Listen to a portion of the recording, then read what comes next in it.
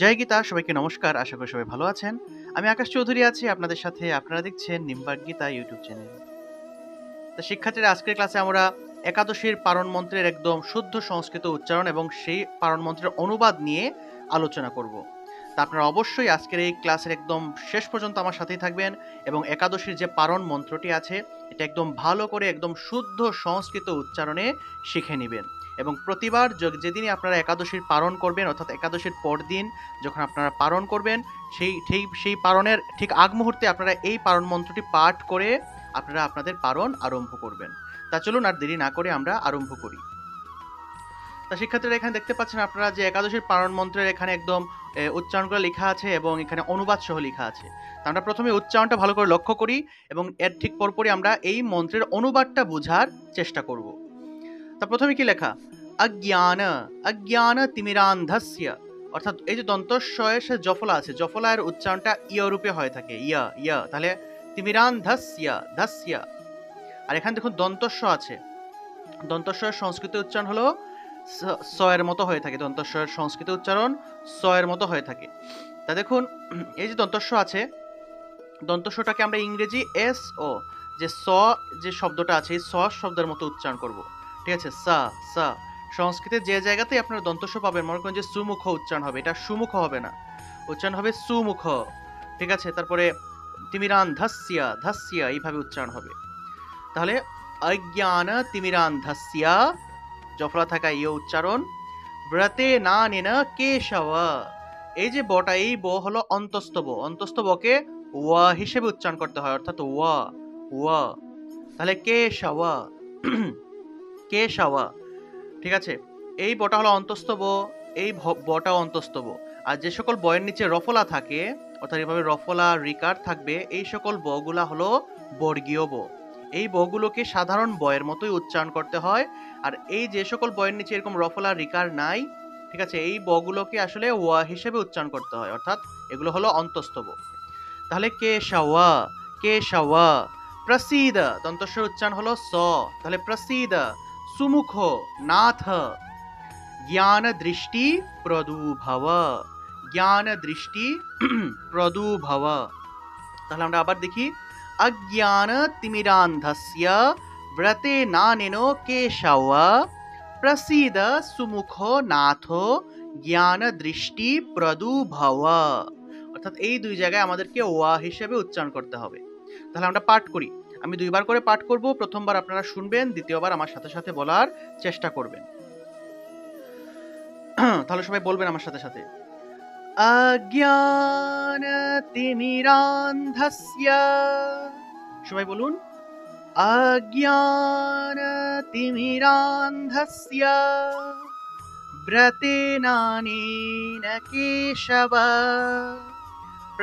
ব্রতেনানেন কেশব, কেশাওয়া কেশাওয়া, ওয়া উচ্চারণ হবে, ব্রতেনানেন কেশব প্রসিদ সুমুখ নাথ, প্রসিদ সুমুখ নাথ জ্ঞান দৃষ্টি প্রদুভব, জ্ঞান দৃষ্টি প্রদুভব।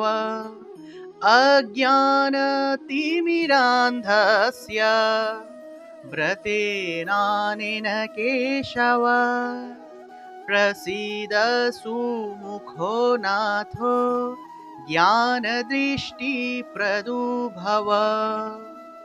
আপনারা যেদিন একাদশী করবেন, একাদশীর পরদিন একটা নির্দিষ্ট কিন্তু একাদশী একটা সময় থাকে যে এই সময়ের মধ্যে পারণ করতে হয়। তা ওই পারণের সময় আপনারা অবশ্যই পারণ শুরু করার আগে, ঠিক আছে, আপনারা যখন পারণ আরম্ভ করবেন, পারণ আরম্ভ করার আগে আপনারা এই মন্ত্রটি অবশ্যই হাত জোর করে প্রার্থনা করবেন। এই মন্ত্রটি পাঠ করে আপনারা প্রার্থনা জানিয়ে, গোবিন্দের চরণে প্রার্থনা জানিয়ে আপনারা আপনাদের পারণ আরম্ভ করবেন। তা আমরা এই মন্ত্রটা অবশ্যই সবাই মুখস্থ করে নিব। আর এই মন্ত্রটা অবশ্যই আমরা সবসময় শুদ্ধ উচ্চারণে আজকে যেভাবে দেখিয়ে দিলাম ওইভাবে আমরা পাঠ করব, একদম মন থেকে পাঠ করবেন। তা চলুন এবার আমরা জেনে নেই যে এই একাদশীর পারণ মন্ত্রের অনুবাদ, অর্থাৎ এটার অর্থটা কি, অর্থাৎ এই মন্ত্রের মাধ্যমে আসলে আমরা ভগবানের নিকট বা ঈশ্বরের নিকট কি বলে আসলে আমরা প্রার্থনা জানাচ্ছি। দেখুন, অজ্ঞানতিমিরান্ধস্য ব্রতেনানেন কেশব। কেশব মানে হলো গোবিন্দ বা ভগবান শ্রীকৃষ্ণের আরেক নাম হলো কেশব। তাহলে হে কেশব, কেশব মানে হলো হে কেশব বা হে কেশব, আমি অজ্ঞানরূপ অন্ধকারে নিমজ্জিত আছি। অজ্ঞান ও তিমিরান্ধস্য, তিমির মানে হলো অন্ধকার, তিমির শব্দের অর্থ অন্ধকার। তাহলে আমি অজ্ঞান রূপ, অর্থাৎ আমার জীবনটা জ্ঞানের দ্বারা, আমাদের জীবন জ্ঞানে আলোকিত হয় আর অজ্ঞানের দ্বারা অন্ধকার হয়ে যায়। তো এখানে বলা হচ্ছে যে আমার জীবন বা আমি অজ্ঞানরূপ অন্ধকারে নিমজ্জিত আছি। হে নাথ, ঠিক আছে, ব্রতে নারায়ণ কেশব প্রসিদ্ধ সুমুখ নাথ, যে নাথ মানে হলো হে নাথ, এই ব্রত দ্বারা আমি এই ব্রত দ্বারা আমার প্রতি প্রসন্ন হয়ে আমাকে জ্ঞান ও দৃষ্টি, অর্থাৎ ব্রতে না নেন প্রসিদ্ধ সুমুখ, প্রসিদ্ধ মানে হলো কি প্রসন্ন হওয়া।